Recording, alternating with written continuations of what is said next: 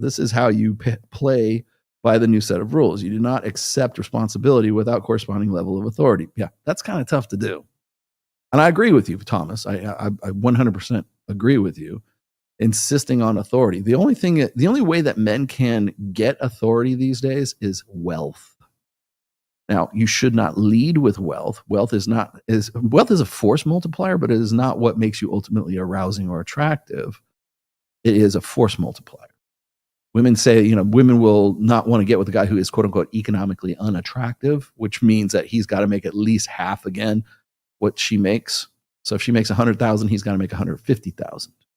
And the reason for that is because I think on some level of consciousness, women realize that resources and affluence and status all are intimately connected with a man's wealth.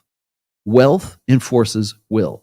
Whoever's making the most amount of money gets to set the rules, make the rules in the fucking relationship. Even if women are making if a woman's making like $90,000 and you're making $200,000, she's still going to want to make some rules for herself, but not so many rules as the guy who has 200. Now, if you're like me and my wife is not working at all, and I'm the sole breadwinner who facilitates her life, then that's wealth enforces will. What daddy says goes. So if you want authority in a relationship, you better be making a shit ton of money. Because that's really the only force multiplier. That's the only form of authority that men have these days. As I said before, men have more maneuverability and freedom and have more opportunities outside of marriage than they do inside of marriage. It's a reversal of the coverture laws from back in like the 1800s. Now, is that a baseline on at least having that security? Mm-hmm. Or would it be your reputation? Because not including status, well, I mean actions. Because it's like we're building rapport with that person. Yeah, I think in the initial phases, like when you're going through the arousal phase, like women don't care about money when it's like, I just want to fuck this guy. When it's validational sex rather than transactional. And yes, validational sex turns into transactional sex once you get into a relationship. But prior to the relationship, that's where the difference between validational sex and transactional sex happens. If a guy is paying for pussy, that's transactional sex. Okay. If a woman says, I really want to fuck this guy, and the only thing he can do is fuck it up. All he has to do is just be hot and just be available for me. Women will want, that's validational sex. They want it. That's the kind of sex she wants to have. The guy is Chad, right? It's like he's at the top of the heap. He's at number 10, right? And those are the guys who are getting laid in spite of themselves. Those are the guys who can go and put a picture on Hinge or Bumble or Tinder, and anything they do, they can be convicted felons. Yeah, they can take a shower once a week, right? All this stuff. But I need a guy with hygiene, unless he looks like that. Then he can do whatever the fuck he wants with me, right? I think but that's like prior to an established relationship. I'm talking about once you're in a marriage or you're in a long-term relationship.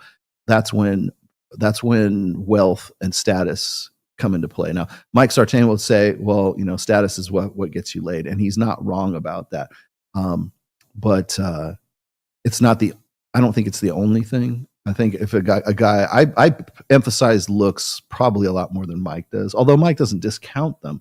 I think he places status and he places like social proof and pre-selection above all that. Well, pre-selection can come from looks. Looks are their own form of status. So if you walk into a room and and you look like Alan Richson and and everybody else looks like Seth Rogen, that's status because you're the best looking, most built, tallest motherfucker in the room. Ergo, you have a default implied status. People can see it right there. Right? Or if you have fame. Fame is a force multiplier in the same way, in that, like, if people know that you are Johnny Depp, or people know that you are, I don't know, name a hot actor right now. If they know you're Alan Richland, if they know that you are, if you have some sort of fame or implied fame, then that's a force multiplier, and you're probably going to get laid just as a result of, hey, I fucked Alan Richland. There's your clip. I think the the problem that most guys do is they'll get into a relation, like a marriage or a long-term relationship, and then they think that everything should be equal, right? Even if they make more money, they still adopt this idea of an egalitarian equalism in the thing, and the woman is you confuse women that way, because you think that, oh well, we're going to play even though I make $200,000 a year and she makes $80,000 a year, but we're still the same. Remember, like Myron always says, is like, women want a guy taller than them, more muscular than them, makes more money than them. Yeah. It's just basically is more than they are, but still considers himself an equal. And the problem with that is that is probably the most unattractive thing to a woman that there is, because once you get into that relationship, and you don't like, if a guy who doesn't realize his own personal value, that guy's a mark. And if you're going to live with that guy who still thinks that way, he still has a beta mentality. And even though he could lay down the law, he has enough money and enough influence and enough power outside the marriage or maybe inside the marriage, but he still is unwilling to step into that the dominant role of being a leader, being a husband, being the man, right? And he still won't do that. That's still very, very unattractive. I would say it's even more unattractive because he could. Yeah. He could be that guy. Like I've said before, is like women don't want a man to cheat, but they love a man who could cheat. Yeah. If you're the kind of guy who could cheat, but you're like, no, baby, I would never fuck around on you. I would never do anything. Don't worry. Oh, I wasn't looking at the waitress. Don't worry about and you're apologizing for your sex appeal to other people. That's very unattractive to women, because they're like, well, doesn't he realize that other chicks want to fuck this guy? Like, why am I with you? So if we take the money away, Mm-hmm. a money aspect, at least that security, that bonus to the man, mm-hmm. then would it just count on how you met her, how you build that rapport? It's your actions in the beginning that's going to lead that relationship downward. The frame into which you enter into a relationship is the one that usually sets the tone for that relationship. Yeah. So even if you have even if you're like, even if you don't have money, when I can name, a lot of different experiences me personally have had, but like also guys that I know who are just like good looking dudes. Mm-hmm. Like, remember, I'll give you an example. The chick that I knew, remember I tell the story about how the single mom that I didn't know was a single mom. Yeah. And like I looked at the condo to see how long the condo was, and I knew she was lying to me because she was a single mom. She didn't want me to find out, right? Mm-hmm. That same chick, she was originally the manager of a band that I was in at the time, right? And she had a lot of money. She actually gave me a car because she didn't want to have to come and get me all the time. Like, I had a motorcycle, and she was like worried I was going to get wrecked or something like that. And so she literally gave me a car. She took it back after we broke up, but she literally gave me a car. I mean, and why? Because I was laying down. Like I was actually, I was in a position where first time in my life, I was like a boy toy, right? And she loved it. She loved showing me off. She loved going out places with me.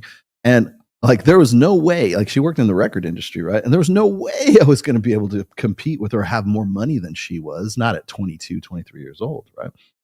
And so, but we still stayed together for like over 8 months.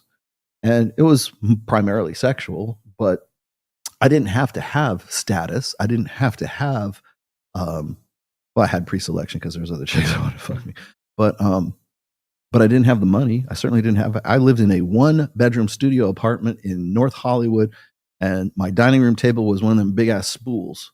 Like they wrap like big old, like road cable around and shit like that. That was my dining room table, and I had a mini fridge, right? And my liquid assets was a Randall half stack and a couple of guitars, right? And my truck, that was it, right? Or my motorcycle at that time. And so I didn't have to have any kind of money or any kind of affluence to get laid, but I wasn't going to marry her. And she knew I wasn't going to marry her. She was much older than I was too. So there was never going to be anything other than a short-term relationship. I'm surprised it lasted 8 months, right? But she enjoyed it well enough that was, and people think I'm not, roll is humble bragging. I'm just telling you the truth. I mean, this was an experience and I've dealt with other guys who have been like, snowboarders, right? Up in like Tahoe. And they were like, during the ski season, they were lifties, they were lift techs, they would send you up and down the mountain kind of thing. And they would live in the dormitories on the slopes, because you can't, like, they want you to leave, right? Because it's hard to get in and out. And then they had girlfriends who would like work at my wife's hospital, right? And the girls that they were dating, there was no way they could compete with them financially, but they were getting laid like fucking tile, man. So it's not always about, like, money is not the factor so much. Status doesn't even necessarily have to be the factor. It just sort of depends on the conditions, the context that woman is in. So if you have a hot girl who's making a lot of money and she gets with a guy, she can now, sort of pamper him, right? She can go like, did you ever see Motley Crue, The Dirt?